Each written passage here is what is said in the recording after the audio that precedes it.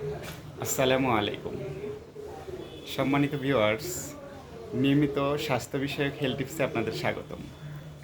আজকে কথা বলবো বা আলোচনা করব মানবদেহের সবথেকে কমন একটা রোগ, সেটা হলো এয়ার ইনফেকশন বা কান পাকা।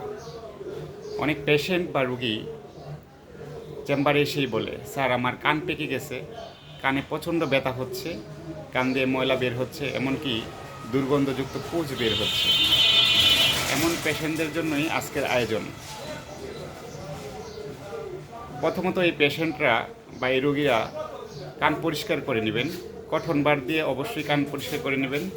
তারপর এয়ারডপ সিপ্রো এ 2 ফুটা করে দৈনিক 3 বার। অবশ্যই এই পেশেন্টের অ্যান্টিবায়োটিক দিব, সেক্ষেত্রে ক্যাপসুল ফ্লুক্লোক্স 500 mg 6 ঘন্টা পর পর 7 দিন থেকে 14 দিন 7 থেকে 14 দিন খাবেন।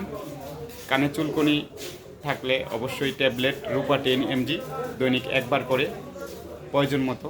কানে ব্যথা থাকলে সেক্ষেত্রে এই সেক্সার খাবেন 3 বার করে প্রয়োজন মতো। এমন পেশেন্টদের অবশ্যই আমি একটা পরামর্শ দিতে চাই, আপনারা ট্রিটমেন্ট নেওয়ার সময় কোনোভাবেই যেন কানে পানি না ঢুকে যায় সেদিকে অবশ্যই খেয়াল করতে হবে বা খেয়াল রাখতে হবে।